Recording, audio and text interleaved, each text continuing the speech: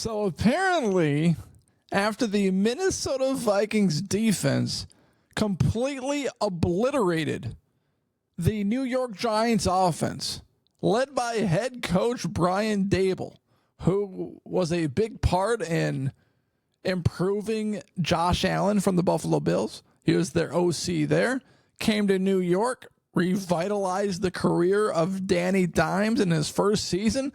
They made it into the playoffs some way, somehow. I don't even know how they did that. And then they took on the Minnesota Vikings in the playoff game and somehow defeated the rough and tough style defense of Ed Donatel. I don't know how they did that, but somehow they did. Somehow they were able to overcome Ed Donatel's stifling prevent defense. Anyway, won a playoff game. But Ed Donatel is nowhere near the ability of Brian Flores. And Daniel Jones could feel that on Sunday. Jonathan Greenard had this to say about Daniel Jones from week 1. He said, quote, "We kind of started to feel a little bit bad for him." Well, they can feel bad for him for multiple reasons, but they don't have to feel bad for him for the amount of money Daniel Jones is getting. Sound like a 4-year, $160 million contract.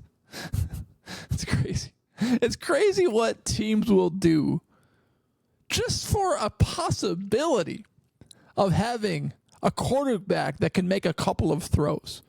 Teams are so thirsty and desperate for quarterbacks because they do dictate everything. But they go as far as signing a guy like Daniel Jones to a 4-year, $160 million deal after he threw for 15 touchdowns and 5 interceptions in a season and went into Minnesota and beat the rough and tough Ed Donatel defense. The Atlanta Falcons, too. Kirk Cousins coming off a torn Achilles, 30-something years old, late in his career. Hey, let's just give you $100 million guaranteed. Like, who does that? Like, do these guys have any thought whatsoever beyond, like, what's right in front of them? Daniel Jones, like, who would ever do that? So, apparently, the Minnesota Vikings defense, coming from Jonathan Greenard, felt bad for Daniel Jones. Well, let's take a look at Daniel Jones's QBR. Now, there's the quarterback rating.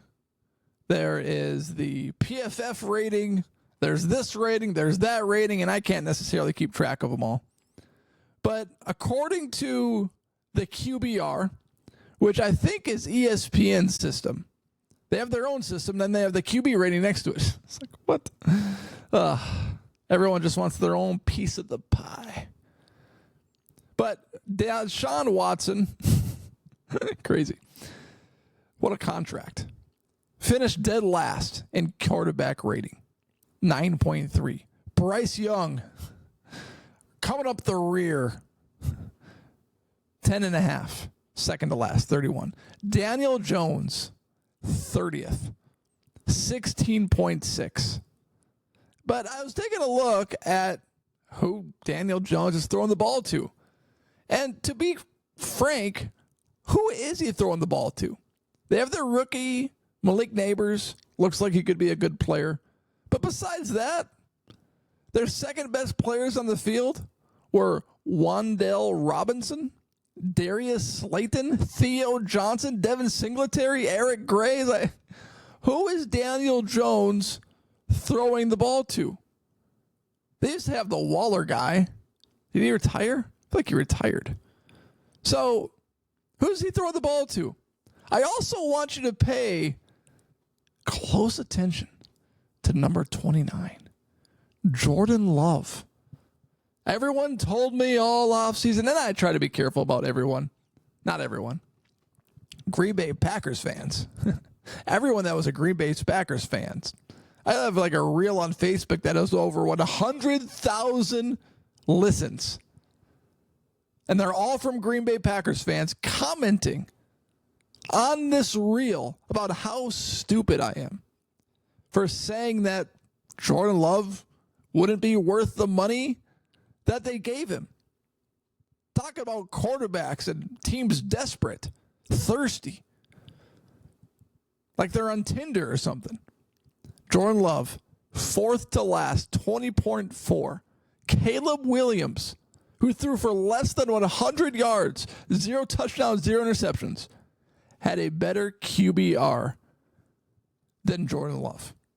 And I don't want to, bust a guy's chops while he's down, but because he's hurt, I didn't cheer for the injury at all, but Jordan Love did play well.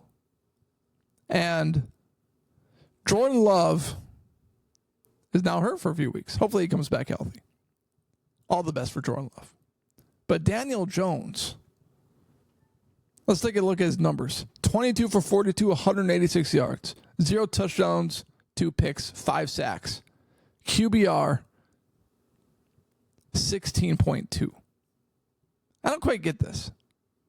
Okay, ESPN says 16.2.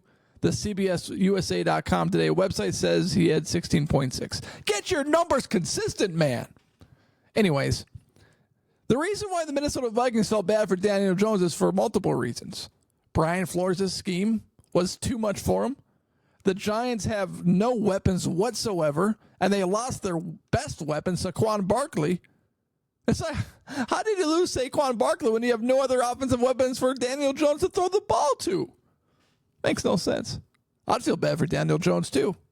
Except for, he's got Kay Adams in his back pocket or front pocket.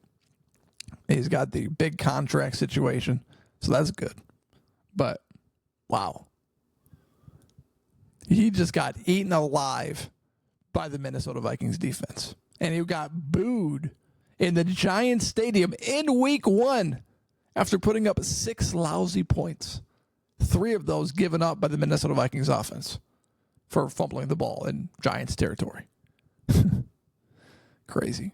Wow. I would feel bad for the Daniel Jones, too, if I was the Minnesota Vikings. If I was a player on the team. I felt bad kind of watching him. He just felt helpless. Daniel Jones was helpless against the Minnesota Vikings defense. He had no chance whatsoever. Hit that subscribe button right there, and thank you for making this podcast part of your day.